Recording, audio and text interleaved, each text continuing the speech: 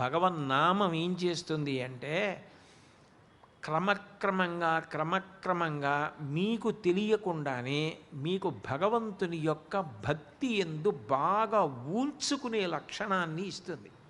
రెండు, మీకు తెలియకుండా ధ్యాన స్థితిని ఇస్తుంది. నేను అన్నవి రెండూ గంభీరమైన మాటలు. మీరు పట్టుకునే ఉంటారు ప్రాజ్ఞులు, అయినా నా సంతోషం కొద్దీ నేను వివరించడం అంతే. భగవన్నామమును వీరు పట్టుకోగా భక్తిలో బాగా ఉంచుకుంటారన్నాను నేను. ఎందుకన్నానో తెలుసా? మీరు విష్ణు సహస్రనామ స్తోత్రాన్ని అదే పనిగా చదివారు. మీరు చదవగా అసలు ఈ నామానికి అర్థం ఏమిటి? ఇందులో కొన్ని నామాలు మళ్ళీ కనబడుతున్నాయి. పరమాత్మ, ఈ నామం చాలా మాటలు కనబడుతుంది. ఇన్ని మాటలు ఎందుకు ప్రయోగించారు? ఈ నామాలకు అర్థం ఏమిటి అసలు అని తెలుసుకోవాలని మీకు అనిపించింది అనుకోండి, బాగా జ్ఞాపకం పెట్టుకోండి. భగవంతుని యొక్క నామములు గౌణములు. భగవద్నామములకు గౌణములని పేరు. అంటే భగవంతుడు తనంత తానుగా నిర్గుణుడు, కానీ ఆయన ఒక్కొక్కసారి గుణప్రకటనం చేస్తాడు.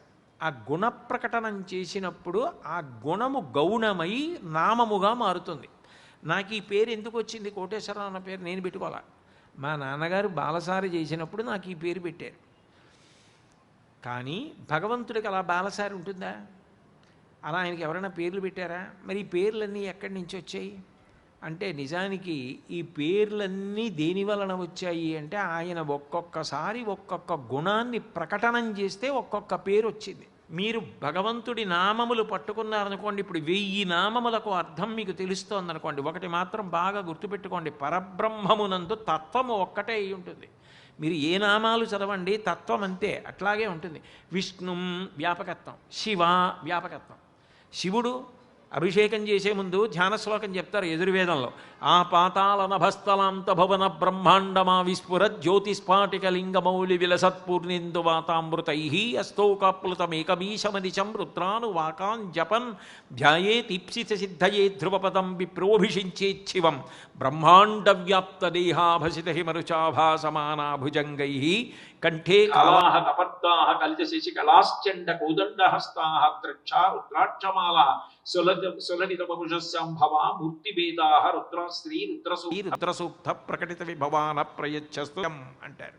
బ్రహ్మాండ వ్యాప్త దేహ, అంతా నిండిపోయినవాడు ఆయన, అంతా నిండిపోయినవాడు ఈయన. విష్ణుం అంతర బహిశ్చరసర్వం వ్యాప్య నారాయణ స్థిత.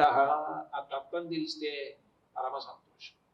కాబట్టి అంతటా నిండి నివిడీకృతమైపోయినటువంటి ఆ పరబ్రహ్మము యొక్క స్థితిని ఆలోచిస్తే భక్తి కలుగుతుంది. ఆ కథలు వినాలనిపిస్తుంది. వినడం అంత తేలిక ఇంకొకటి ఉండదు.